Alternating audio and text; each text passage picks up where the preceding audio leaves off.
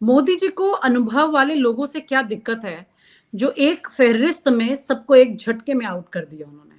नहीं, दिक्कत जैसा तो मेरे को लगता है कि कह नहीं सकते ऐसा कि दिक्कत है, लेकिन ये है कि अनुभवी जो है, अब मंत्रिमंडल में आप देखिए कि प्रधानमंत्री खुद हैं, राजनाथ सिंह है, नितिन गडकरी हैं, तो जो भी वरिष्ठ नेता है वो मंत्रिमंडल में हैं। जेपी नड्डा को बनाया ही गया। आपने देखा होगा कि लेकिन लगातार राजनाथ 2 सिंह साल से वो कैसे काम कर रहे हैं, नितिन गडकरी कितने सब पदों पे उन हैं। पर। हाँ, लेकिन नितिन गडकरी की भी किस तरह की कितनी बार चर्चाएं सामने निकल के आई हैं कि कैसे उनको भी दिक्कतें सामने आ रही हैं, खुद इंटरनल इस वाली साइड से, मोदी जी की तरफ से भी, और तमाम तरह की चीजें। तो इतना इजी गो तो नहीं रह रहा है, यानी अभी कि देखो आने वाले ऐसा है टाइम ना में कि सीनियर सरकार लोगों और के लिए जगह संगठन, नहीं है ना। माफ कीजिएगा सुन नहीं पाया फिर से। आने वाले टाइम में सीनियर लोगों के लिए तो जगह नहीं है ना ज्यादा। नहीं, ये तो निश्चित है कि अभी कम से कम संगठन में बहुत वरिष्ठ लोगों की, उम्रदराज लोगों की तो अब मुझे नहीं लगता उनको अब कोई जिम्मेदारी मिलेगी। और हमने हम्म। देखा है कि चुनाव में बिना स्वयंसेवक के बीजेपी संगठन बहुत ज्यादा काम नहीं कर पाता है।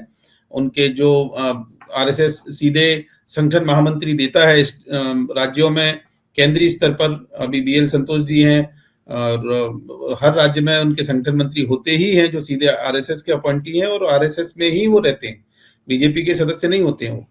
तो वो व्यवस्था अभी है, वो व्यवस्था जारी रहेगी और उसी तरीके से जैसे अभी चल रहा है तो चलेगा। अब दखल का जहां तक बात है संगठन में, वो दिखाई नहीं देती है, लेकिन जो हम्म। जब नियुक्ति होती है, जैसे उपराष्ट्रपति की नियुक्ति हुई तो माना गया कि वो आरएसएस के पसंद के बने हैं। तो इस तरीके से जब उनकी जब टीम बनेगी नितिन नवीन की, तो उसमें स्पष्ट पता पड़ेगा कि संगठन के लोग हैं कि नहीं। अभी हालिया जो नियुक्तियां हुई हैं, मध्य प्रदेश में हुई है, उत्तर प्रदेश में हुई है, उत्तर प्रदेश का तो मैं ज्यादा नहीं कह सकता, लेकिन मध्य प्रदेश में हुई और दूसरे जो राज्यों में हुई है, वो सीधे सीधे आरएसएस की पसंद के लोग ही बनाए गए हैं बीजेपी के अध्यक्ष। तो आरएसएस का तो मतलब आरएसएस का ये माना जाता है कि आरएसएस का प्रभाव संगठन पर है। कम ज्यादा की अलग अलग व्याख्या हो सकती है, लेकिन आरएसएस के प्रभाव नहीं है, या आरएसएस के प्रभाव के बिना बीजेपी चलेगी, ऐसा तो मुझे नहीं दिखाई देता है।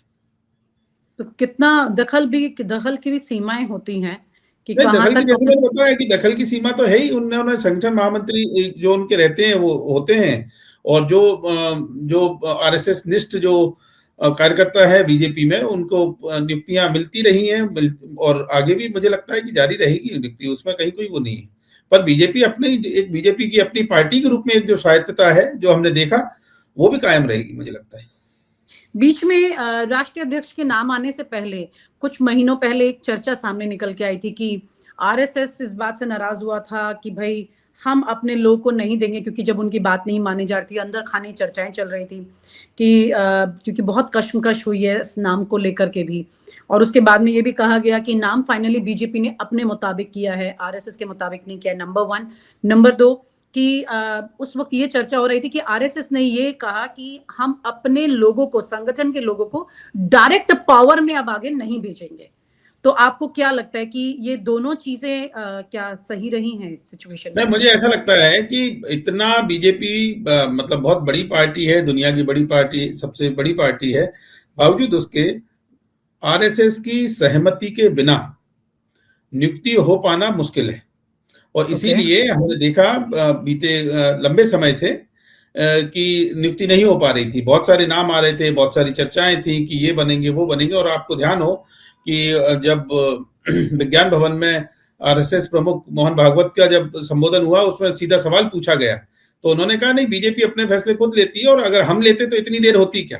तो इतनी देर होती क्या का मतलब ये स्पष्ट था कि भाई कुछ ना कुछ ऐसा हो रहा है जो एक सहमति का एक बिंदु नहीं बन पा रहा है। तो मुझे ऐसा लगता है कि जातिगत समीकरण के हिसाब से देख लें या क्षेत्रीय समीकरण के हिसाब से देख लें, एक न्यूट्रल व्यक्ति को चुना गया है जिस पर आरएसएस की सहमति ली गई होगी, ऐसा मुझे लगता है। ली गई होगी, मतलब आपको लगता है कि उस अगर सहमति ली गई होती तो आगे रिश्ते जो है वो नर्म रहते।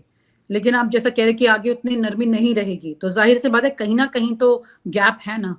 नहीं, मेरा ये कहना है कि अगर आरएसएस वीटो लगा देती, आरएसएस अगर वीटो लगा देती तो नियुक्ति नहीं हो पाती।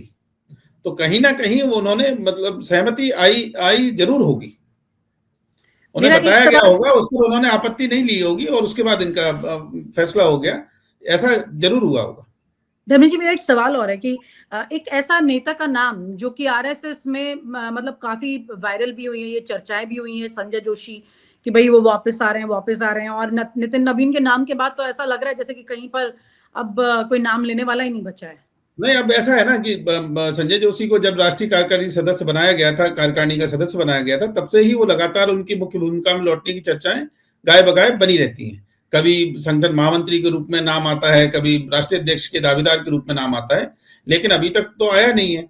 अब ये स्पष्ट है कि नितिन नवीन चूंकि 45 साल के ही हैं, तो उनकी जो टीम बनेगी भविष्य में, जब वो राष्ट्रीय अध्यक्ष हो जाएंगे, उसके बाद जब उनकी टीम बनेगी, तो डेफिनेटली 45 के नीचे के या 50 तक आसपास के लोग ही रहेंगे, अपेक्षाकृत युवा लोग रहेंगे। पार्टी ने बनाया ही इसलिए है उनको, जैसे कि न्यू ब्लड आ पाए और संगठन में, और थोड़े और नेताओं को तराशा जा सके। नितिन नवीन के पास एक लंबा टाइम है, चूंकि उम्र है उनकी, अभी 45 ईयर्स के ही हैं वो, तो उनके पास एक लंबा समय रहेगा संगठन को समझने का, चलाने का। तो वो एक पार्टी को नई दिशा और एक नए रूप में ढाल सकते हैं, अगर उन्हें स्वायत्तता मिले तो। मोदी जी को अनुभव वाले लोगों से क्या दिक्कत है जो एक फहरिस्त में सबको एक झटके में आउट कर दिया उन्होंने? नहीं, दिक्कत जैसा तो मेरे को लगता है कि कह नहीं सकते ऐसा कि दिक्कत है, लेकिन ये है कि अनुभवी जो है, अब मंत्रिमंडल में आप देखिए कि प्रधानमंत्री खुद हैं, राजनाथ सिंह है, नितिन गडकरी हैं, तो जो भी वरिष्ठ नेता है वो मंत्रिमंडल में हैं। जेपी नड्डा को बनाई गया, आपने देखा होगा, लेकिन राजनाथ सिंह कैसे काम कर रहे हैं, नितिन गडकरी कितने पदों पे हैं। हाँ, लेकिन नितिन गडकरी की भी किस तरह की कितनी बार चर्चाएं सामने निकल के आई हैं कि कैसे उनको भी दिक्कतें सामने आ रही हैं, खुद इंटरनल इस वाली साइड से, मोदी जी की तरफ से भी, और तमाम तरह की चीजें। तो इतना इजी गो तो नहीं रह रहा है, यानी कि आने वाले टाइम में सीनियर लोगों के लिए जगह नहीं है ना।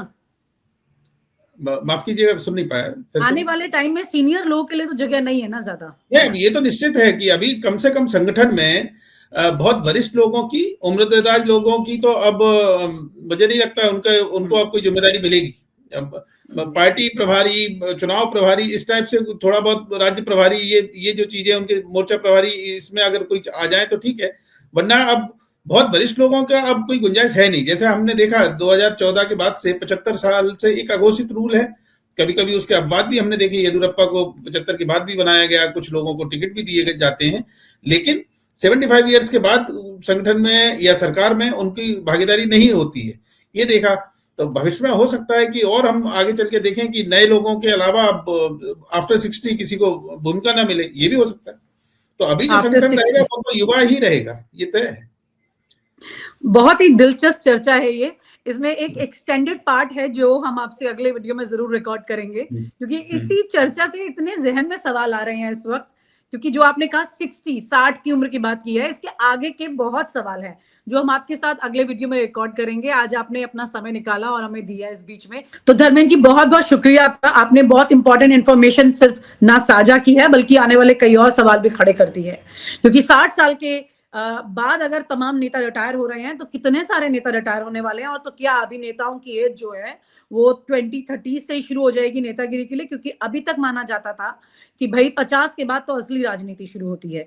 तो क्या सिर्फ राजनीति की उम्र बीजेपी में 10 साल रह जाएगी?